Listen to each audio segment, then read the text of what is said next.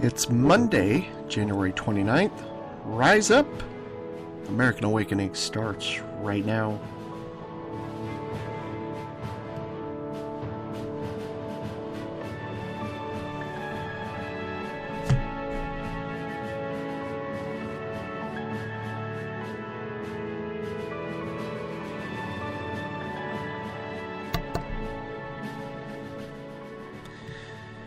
Hello, everyone. Good evening to you. I hope your Monday and your work week is off to a great start. So this show, back on the air, and other than a Christmas show last month in 2017, and then a Christmas show the year before, and a Thanksgiving show in 2016, and then a few episodes in the summer and spring of 2016. Other than those, probably a dozen episodes altogether in the past 2 years. Other than that, the show has largely been on hiatus. Simply put, life got away from me. But I'm ready to do it again. Hi there, my name is Brandon James Benson. Came up with this whole American Awakening concept, probably about 4 or 5 years ago. Really had it going strong for about a year or two, then 2016, 17, as I explained, things just kind of slowed down. We're not going to do much today, but let me tell you what this show was and kind of the plan for it going on from here. First of all, tonight we're doing it in the evening. Typically, and hopefully, we'll be able to do this regularly in the morning, going along with the name, American Awakening, kind of a get up, get out of bed, get going program. In the past, we did a morning devotional and a prayer. I'd often share a few news headlines, stuff that I thought were important. We'd have a quote of the day, then do this day in history. I tried to get that all in under 15 minutes when possible. Those news stories, I really put emphasis on pro-life issues, American exceptionalism, leadership, creativity, profiling great uplifting stories of faith. It's meant to be a positive program and showcase the best of us, along with a few pet causes of my own included in there. So going forward, what you can expect now, about the same. A few changes in how I do it, though, and hopefully to get this more down around 5 minutes. A quick 5-minute jumpstart to your day. We'll see if that's possible. It may end up being more like 7. We'll see.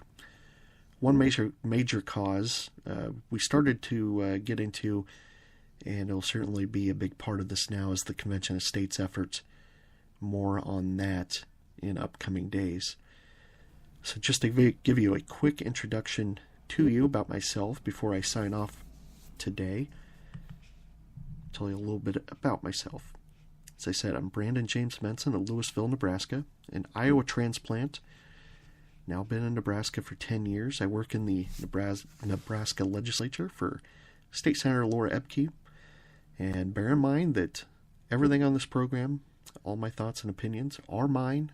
And I do this on my own time. It doesn't necessarily reflect her at all. So just keep that in mind, throwing that warning out there.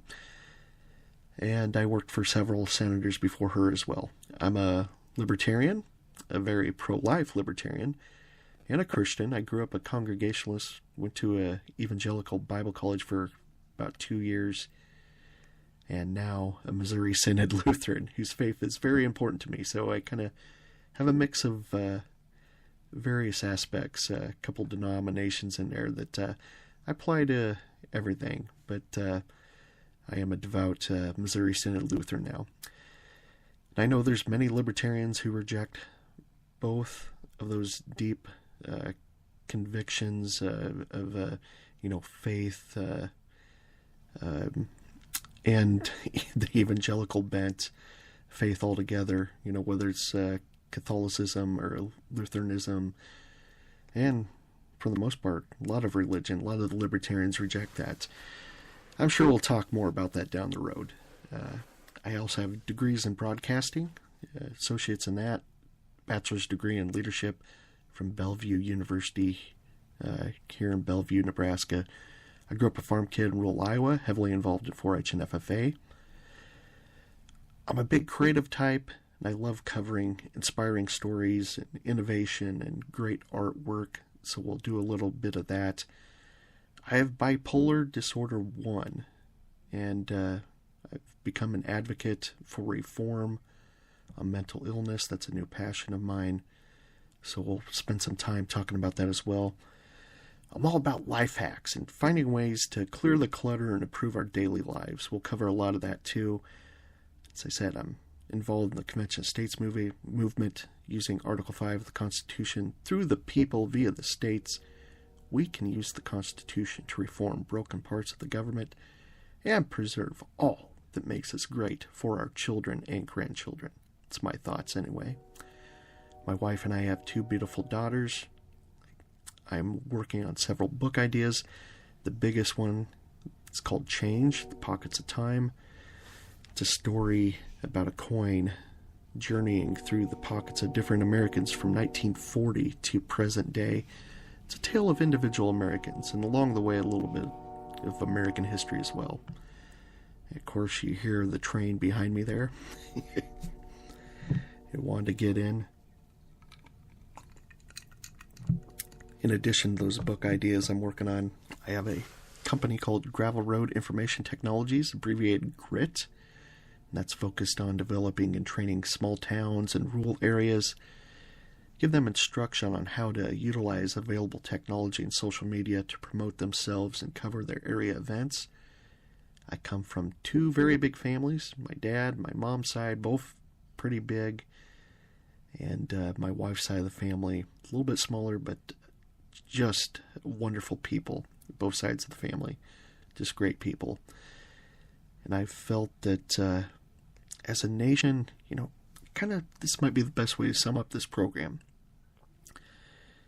I look back on 3 Americans in the past, 30 years that, they've been with us longer than that, but all 3 are no longer with us, but their impact, their work in the last 40, 50 years have been they've left a great mark on our country for the better.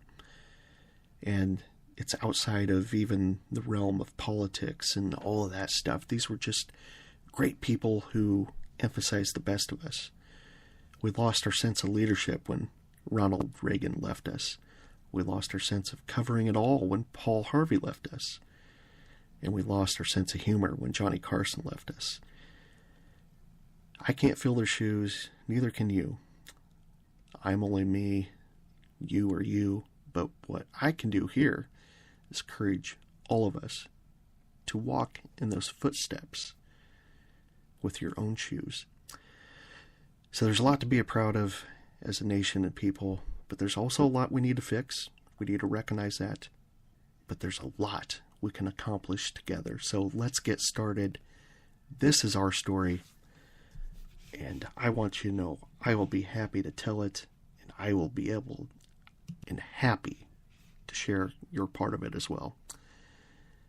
This is American Awakening, and I hope you will continue to tune in and enjoy it with me and provide me feedback. We'll see how this goes. We'll see if we can make it a daily thing. Thanks for joining me today. Have a great Tuesday tomorrow.